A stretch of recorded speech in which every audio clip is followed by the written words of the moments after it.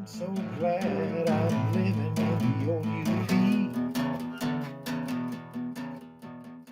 Hi, this is Jim Isleib with MSU Extension, and this is what's up at UPREC on August 3rd, 2021. Today, some Extension educators from around the state have gathered with North Farm staff and some local food safety professionals to make a video about food safety and what happens on the farm with regard to food safety. The video will be used to assist institutional food buyers, people who buy food for institutional uses, cafeterias, universities, hospitals, etc., to understand the food safety aspects that take place on the farm with the food that they buy and consume. We're on our way to shut off the irrigation pump so the sound doesn't interfere with the filming today.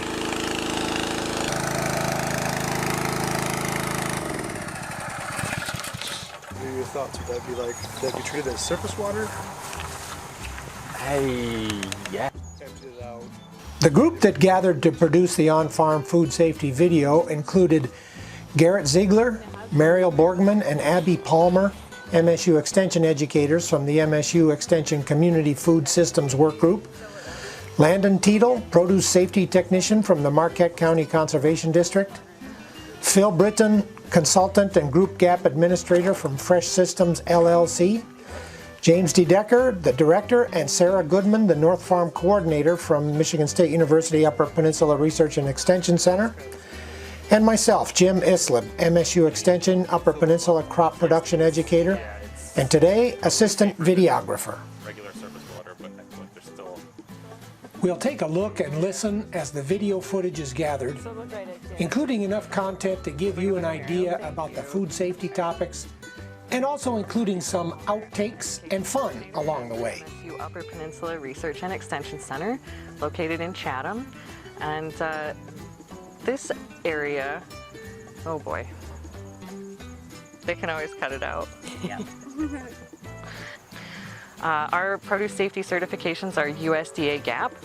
And when we got started with this initially with our food safety certifications, it seemed intimidating, but with help, we were able to put together a food safety plan that is tailored to our farm. Okay. How did you feel coming from an institutional setting where you were a produce buyer into working on a produce farm? I feel like the similarities really kind of stood out to me as far as product flow working in a produce department. How do you think about produce safety from the farm standpoint, or from the buyer standpoint rather? Okay. I think of it. Was the question like, what did you want to see as a buyer? Yeah, something like that. Okay. Well, it was just it was a wild ride in the beginning when I started working in the produce department. We would, get things in and like scented trash bags and just like things like that. Why did you pick the risk assessment as a requirement versus, say, an audit program or some other type of produce certification? Well, we've decided it's better to look at a person than to look at the camera. That's what all the media people tell me. Look at me. Okay, James. James, would you introduce yourself and tell us a little bit about the North Farm? Sure. I'm James D. Decker, director of the MSU Upper Peninsula Research and Extension Center.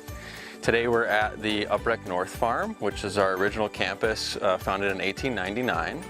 And our facility is a research and outreach farm focused on organic specialty crops, primarily vegetable production.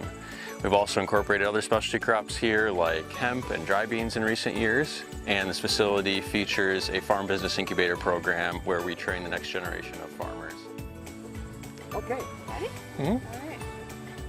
Tell us who you are and what you do. Okay. So my name is Phil Britton. I am the Group Gap Administrator for Fresh Systems. So I run a USDA Group Gap program throughout Michigan and throughout 5 other states. What is USDA Group? So USDA Group Gap is not a different certification, it is a different way for farms and food hubs and other businesses to become food safety certified. So rather than having the USDA go out and visit each individual farm, we have a team of internal auditors who audit all of the farms, and then the USDA verifies our systems and compares their records to ours and issues a certification to the group as a whole. So the role of food safety certification in the food system is because not a buyer can't go out and visit every single one of their farms to ensure that they're following good food safety practices to keep things like salmonella and E. coli and listeria off of their produce. So the role of food safety certification is to provide that level of verification from a trusted third party where the buyer can't be there in person themselves. Let me say that again. Maybe talk a little bit about the process of an audit. What would we expect to do? So during an audit, typically the first thing we'll do is do some document review of the farm's documentation, look at some of their records, look at their traceability program, look at things like prior land use risk assessments, their training logs, training programs, how they train their workers on best practices for food safety, things like that. Are we rolling again? Yeah. Okay. So the group gap process is a bit more beneficial to farms because it connects them to a larger network of technical service providers. I've got a question. What are the key things that you look for as an auditor or as a certifier? So one of the first things I look for is not just does a farm have a food safety plan, but how are they using it? You know, it's one thing to just have some standard operating procedures, maybe a handful of records, but if I'm asking them a question and they're having a hard time finding where that is in their food safety plan, that's an indicator to me that they're not really using this very much. Okay, I'm Landon Tiedel, and I'm a produce safety technician working out of the Marquette County Conservation District. I am one of 6 produce safety technicians in the state of Michigan, and we are part of the Michigan On-Farm Produce Safety Team, which is a collaborative effort between the produce safety technicians, which offer on-farm technical assistance to increase produce safety on farms, along with MSU Extension, the agri-food safety program, and then which offers education, and then also the Michigan Department of Ag and Rural Development, which offers regulation for the produce safety rule. Yeah, so one of the main things that produce safety technicians do is a tool called the Produce Safety Risk Assessment. And this is an on-farm tool that we go over with farms that look at sort of the whole system approach of food safety. Yeah, so I guess you tell me what you want. You ask a question. Okay, so the way you have it. Okay. From a farmer perspective, especially an educational facility, having Landon come out is to our benefit because no matter how long we've been working at harboring this food safety culture out on the farm, there's always questions that come up, and having a resource and having someone you can just bounce those questions off of will always be different than just going through an audit where you're not really getting feedback, you're just assessing the systems you already have in place. Yeah, you know, working both with Phil and myself allows Sarah to have that sort of the validation through the certificate, the GAP certification, and also the continual progress. Anytime she's got a question or a need, she can call me, and I can be that sort of back-end technical assistance. At this point in the video process, the group left the field and headed for the packing shed, where a mock-up of a group gap audit was set up. Phil asked Sarah and Abby to produce the farm's food safety plan and several types of records, while Garrett captured video and photos of the process.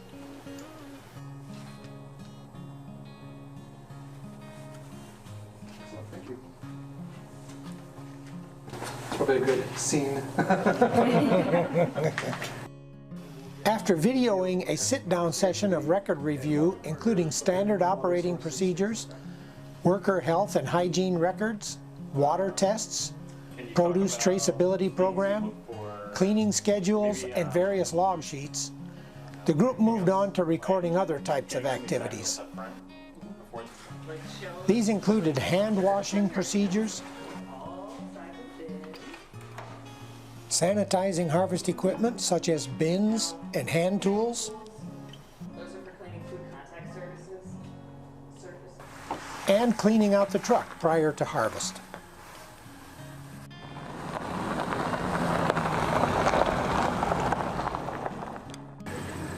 The truck's been cleaned up, the bins are sanitized, the tools are sanitized, ready to do some harvesting. Following demonstration of safe harvest technique, the video production continued with visits to the field to consider wells and water sources, irrigation systems, the condition of field perimeters, and other food safety related issues. The final video product will be finished later this year and used in MSU Extension educational programs for those who buy produce from local farms. Well, that's what's up at UPREC. Hope to see you again next time.